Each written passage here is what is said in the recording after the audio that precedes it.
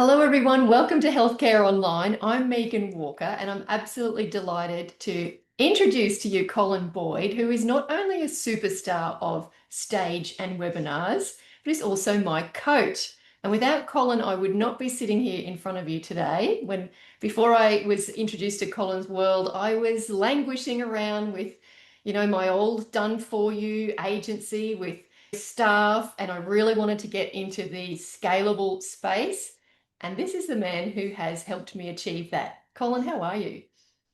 I'm amazing, Megan. It's so good to be here. And I mean, you were a rock star already when you joined, and you came with immense experience.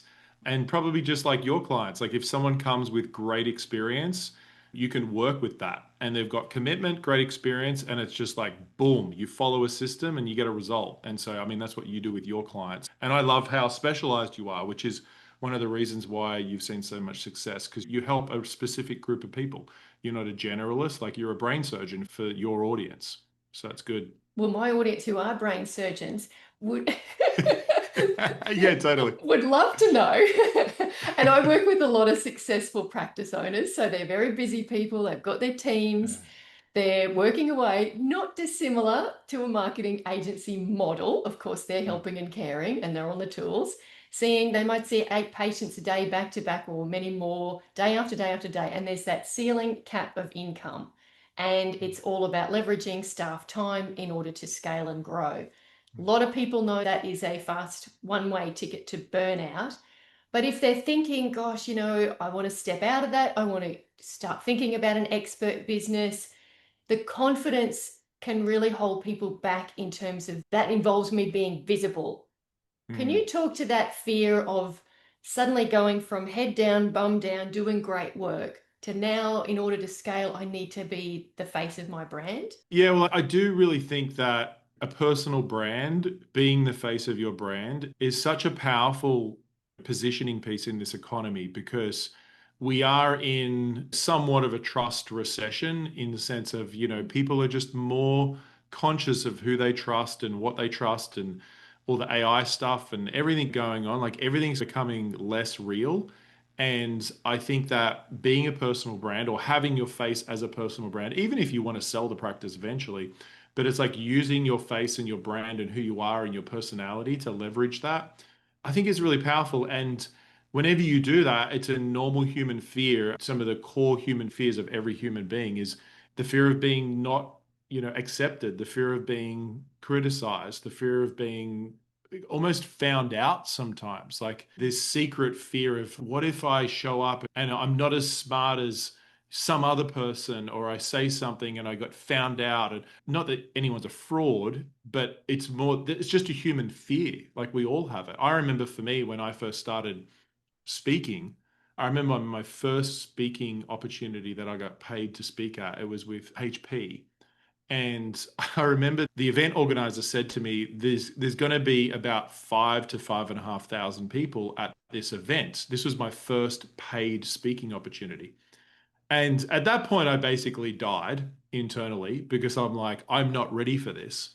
And I had all those fears come up of who are you to speak? You're not even a professional, right? You said you're a professional speaker, but you're actually not. And I had all these fears of like, you're too young, you don't know enough, all that sort of stuff. But I showed up, I did my presentation, I prepared, obviously, because that fear is just really telling you to prepare.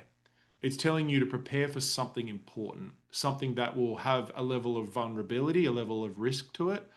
But on the other side of risk is freedom. And when I say risk, I mean, of like prepared risk. On the other I side mean, of yeah, so basically what I'm saying is like as you're growing in your business, it's going to require you to have more exposure. Mhm. And there's exposure at all different levels. Obviously, you have to manage that risk. But from a marketing perspective, you have to increase your exposure. And when you get exposure, it's going to bring up the mental constraint of exposure is the fear of being criticized, the fear of looking stupid, the fear of being found out. And that is a normal part of human being. And as an entrepreneur, as a practitioner, one must learn to push past that and not listen to that fear. And obviously to get advice from people like yourself, but to not listen to it, but to act despite it. And they're the people who make waves in the industry. Yeah. Fantastic. And so when we're talking about stages and where people can show up and be found and seen, what sort of stages are available now for like really successful health and medical people to get that visibility? Mm. Well, first of all, there are a lot of conferences in the space that you're in. You know, if you think about the medical health space, I mean, you guys are running conferences every second month, right? Every month, probably every day. Yeah. Every day there's a new conference, right? And it's so fascinating. If I look back, I think about a few people that I've coached over the years when I used to do corporate coaching. And I never coached someone in your space, but I think it still applies. And I said to the woman one day, I said, "Have you ever thought about speaking at one of these events?" And she's like, "Oh, no, I attend them." She's like, "I don't speak Mm. at them, I attend them." Yeah. And I said, "No, no, no. Why don't you think about something that's valuable that you could add to an audience at one of these events?" And so she put together a few ideas, and her company, she was working in HR, and she'd done some transformational work in her company in HR. And so she went to one of the event organizers of this regular conference that she attends, and she said, "Hey, I've got this case study. What do you think about me sharing it?" And they said, "That sounds fantastic. We love Mm. hearing from people who have been participants of our program." And so she spoke at the conference and she prepared it, she spoke, and at the end, she called me up and she said, "Colin, I'm in trouble." And I said, "What's happened?" And she said, "I have 4 job offers on the table and they're promising to pay me a lot more money than I'm paying. And I'm in a dilemma of like, what do I do?" Obviously, this is a good quality problem, but to translate it into your world, as soon as you step on a stage, you have 3 superpowers. And the first superpower is you get authority because standing on a stage gives you authority. Number 2, you get connection, you get this resonance with your audience. And then number 3, you have leveraged influence. Mm. So it's not one to one, it's like one to many. And so you create a brand when you do that. And so obviously physical conferences, there'll be virtual conferences, there will be different communities and things like that that are, organized, even official communities and associations is the word I was looking for. There are associations that they would run like a monthly webinar or something like that. But obviously you can host your own webinars, you can host your own. I mean, you could literally just do it on Zoom. Yeah. And so anything where someone can see you visually and hear you verbally, for me, is a stage. And they're all the stages. You can host your own, you can go on someone else's. I think sometimes it's easier to go on someone else's at the start because you don't have to build your own audience. But I do think when I first started, having 10 people sign up to a Zoom class and you just host it and talk about some content, that's great to start. Just start with that. Like it doesn't have to be fancy. I always like to say, don't make it fancy. Like let's just take action and then it evolves from there. I love that because it feels so onerous at the start when when your brain hears doing something big and it's that, oh, I'm going to keep you safe. We're going to say no to that. But if you break it down and go, okay, well, I can do a webinar for 10 people, or I can have 10 people in the clinic and we can talk about ACL rehabilitation, or now then I can do that at a conference, sure. And it's a stepped approach. And the 100%. confidence comes later, doesn't it? But if you wait for the confidence to come first, you'll be waiting forever, won't you? Exactly. And it's just a muscle. It's like in their own expertise, whatever that is. When you first started, you wouldn't have felt confident. And it's just the same with speaking, is like it's a muscle that you have to build. And when you gather evidence for the fact that you can do it and get some training in it, like it definitely is helpful to get some expertise and some training. But as you do it and you take steps in environments that are, you go from low risk to high risk, Yes. standing in front of your own colleagues at a conference, that is a high risk. Yeah. That's a high risk stage. And I say it's high risk, you're not going to die. It's more a high risk from a reputation perspective. But I will say, I think for almost everyone here, probably listening, if you're on the path of personal development, you'd probably do a lot better than you realize. But you can start low risk. I mean, you could host a small talk for all your clients in your office at 5 p.m. on a Thursday night and provide some small food and dinner, and you can make an offer and do a new kind of program or something like that. So, you can start in low risk environments and scale up. Tell us about the benefits of running an expert business. You've had your own brilliant success, you've had many other people that you've coached. That moving, as we were just talking before about working 40, 50, 60 hours a week for someone else or in a time-based business, to then getting the confidence, product systems, coaching, etc., and moving across into expert. I get a lot of people say, I want to do that, but it's a lot of work. I'm like, yeah, but the benefits of it are huge. Tell me your take on that. Mm. Yeah, I think anytime you sell information, it's fascinating because you're not selling time anymore. You're selling air in a sense. And there's very little staff costs, there's very little time costs. And so if you build a course that is for your patients, number one, even if you don't sell it right away, you can have it as a part of the package and it makes your practice unique and different. You have a better value proposition than the other practice because you've got educational support. And sometimes people can say, but can't they just go to AI? Yeah, they could, but AI is unstructured learning, where what you provide is a structured learning process for them to actually feel better in their body or feel better in their thinking or their mindset, whatever it is, right? And so providing that, even if you just start out, it's not even selling it, it's literally just part of the value proposition. It's going to make your offer more unique and more valuable so you can charge more.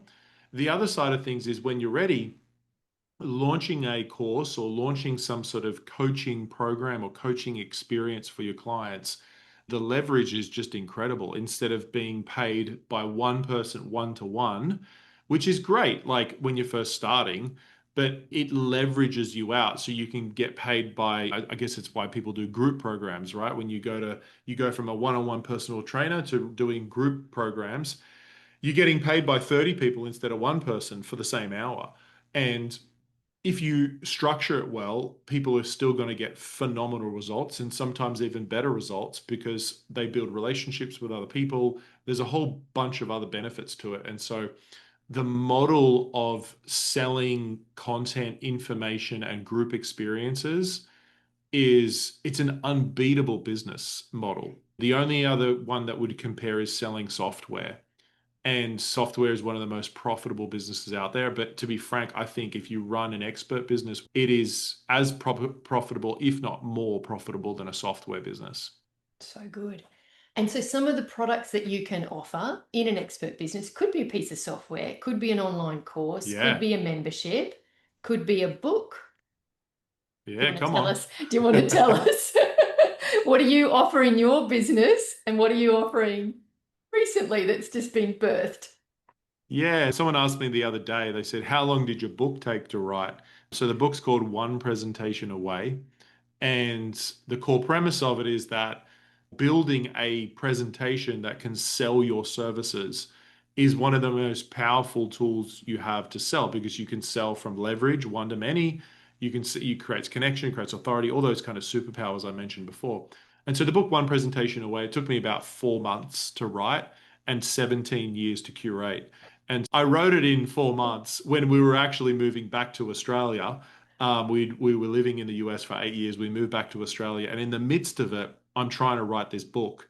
And but the good thing was once I mapped out the structure, it was actually pretty quick because I'd tested these ideas for 17 years. Like I wasn't going, oh, what do I do next? It was like, how do I fit this all in? And it's stuff that I'm not making up. It's stuff that's been tested. We've got over 20,000 clients. And so it's battle tested. And so one presentation away is really my goal was to write the best sales presentation book on the planet. And that's what I said to my publisher Wiley. I said, just so you know, guys, I don't know if they got my Australian humor, but I don't even know if it's Australian. Maybe it's just me. I said, guys, I've read a lot of books in this industry on this topic. And just so you know, you're receiving the best book ever written. No, I laugh at myself because it's so stupid. But I also believe it. Yeah. It sounds weird. It's not very Australian of me to make that claim, but I genuinely like that was my goal. I'm like, I want to write the best flipping book Yeah. on this topic ever written because I've read a lot and they're pretty crap, by the way. So the bar wasn't that high. So that's my goal with one presentation away. That's fantastic. And I believe you because when you talk, I make money. So I can only imagine what would come out of someone reading your book. And that's a perfect starting point for what we were saying before about get comfortable with smaller things, build the presentation, host your own webinar for 5 people, get the wins out of Mm, that, do it again, but do it with a system. So where can people mm. get your book, Colin? Yeah, so one presentation away book.com, Smart. and you can grab it there. But I mean, Amazon's probably the easiest place to grab it from. Amazon Australia will sell it. Barnes and Noble will sell it. Any sort of, is Barnes and Noble in Australia? No, I don't think so. I I'm feel not like sure. every bookstore has gone under in Yeah, we would just Australia go to pretty much, Amazon. sadly. But yeah, Amazon, I mean, in Yeah. Australia, that's probably is. But one presentation away book.com has a whole bunch of bonuses. And depending on if you jump and grab it right away when this comes out, the bonuses should be there still. And there's some, I mean, there's bonuses in the book anyway. That there's a whole bunch of resources in the book of structuring the presentation and all the emails you can send and all sorts of good stuff. It's good. Yeah, I think if people want to learn how to speak, if they want to learn how to build a presentation to sell something, I think it will be a very, very good, whatever it is, $28 or $30 Australian, money well spent. What a bargain. Absolute bargain. Even with the exchange rate, we'd even pay. Totally. Well, Colin, thank you so much for coming and talking to us about courage and starting and thinking bigger.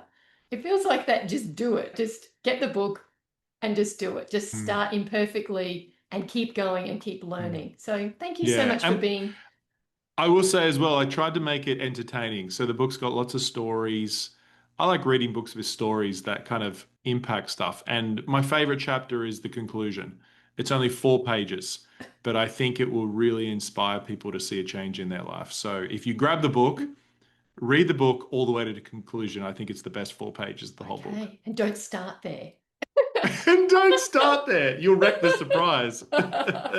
Colin, thank you for being my coach. Thank you for what you produce in the world. I know it's helped thousands of people, and thanks for being here today. It's great, as always, to talk to you. Thanks, Megan. You're amazing. You too.